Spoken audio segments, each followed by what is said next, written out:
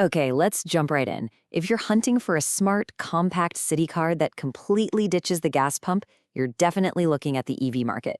And today, we're putting two really compelling options head to head. They represent completely different philosophies. You've got the iconic, retro chic Fiat 500e going up against the ultra budget conscious Leapmotor T03. Now, to properly describe this episode, we are cutting straight through the marketing hype. We're going to look strictly at the source material to provide an objective, data-driven comparison. We'll be looking at everything from the battery chemistry all the way to the boot space.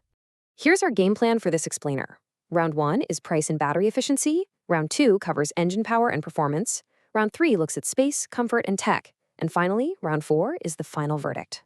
All right, kicking things off with Round 1, price and battery efficiency. Let's see how these two actually stack up when it comes to your wallet and your charging routine. Let's talk numbers, because the sources highlight some pretty fascinating geographical differences.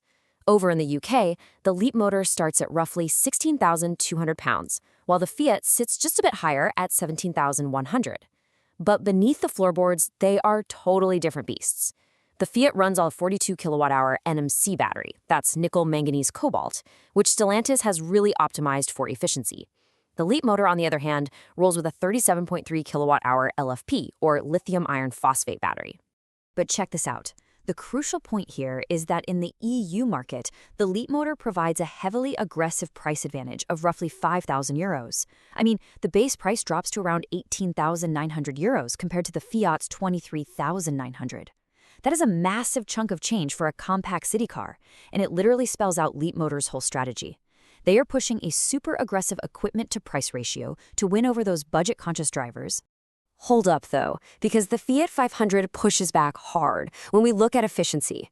The Fiat gives you roughly 66 more kilometers of official WLTP range. It tops out at 331 kilometers on a single charge, compared to the Leapmotor's 265. And just look at the energy consumption.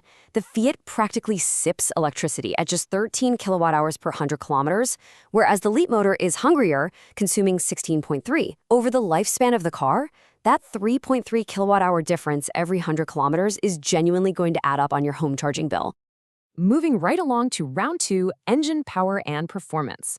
Let's see how all those specs translate to actual on-road driving dynamics. So when it comes to acceleration, the speed advantage of the Fiat is honestly striking. It nails the 0 to 100 sprint in exactly 9 seconds, leaving the Leapmotor trailing pretty far behind at 12.7. That 3.7-second gap, yeah, that means the Fiat is going to feel noticeably punchier when you're pulling away from a green light or trying to merge onto a busy highway.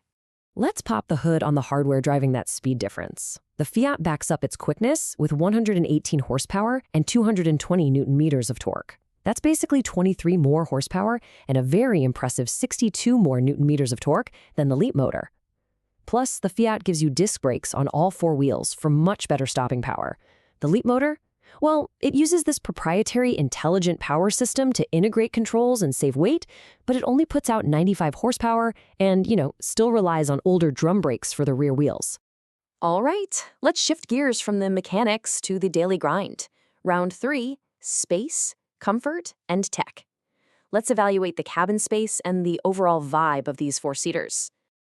Both cars use a pretty standard MacPherson strut and torsion beam suspension, which is totally normal for this size.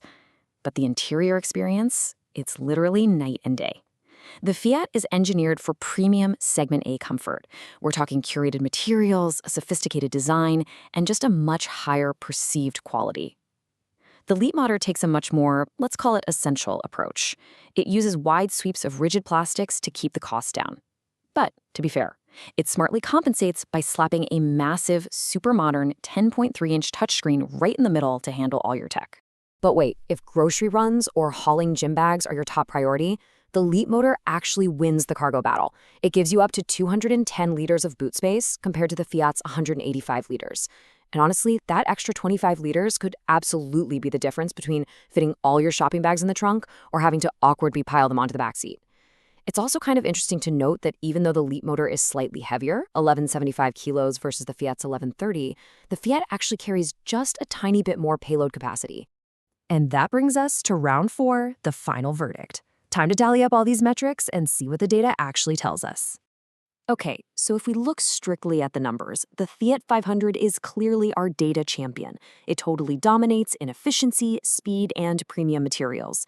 However, if your absolute primary goal is maximizing your utility while spending the absolute minimum amount of cash, the T03 puts up a really formidable logical fight. Yet data doesn't exactly tell the whole story, does it? I love this subjective quote from the source material. It highlights that the cheeky, retro-styled Fiat often wins out simply because of its playful personality and the emotional response it sparks. The source notes that the Fiat turns heads with its iconic looks and is aimed squarely at buyers who want style and character. It really proves that sometimes a car is way more than just a spreadsheet of specifications. It's about how it makes you feel when you slide behind the wheel. Which leaves us with this final, kind of fascinating question. When you're choosing your next compact EV, are you going to let the logical, budget-friendly data of the Leapmotor decide? Or are you going to choose the Fiat because of its premium feel, driving dynamics, and the simple fact that it just puts you in a good mood? It's the ultimate battle of head versus heart. A massive thank you to all of you for hanging out with me for this explainer. I really hope this structured breakdown of the source material helps you navigate your own EV journey. We've laid out the facts, the figures, and the feelings.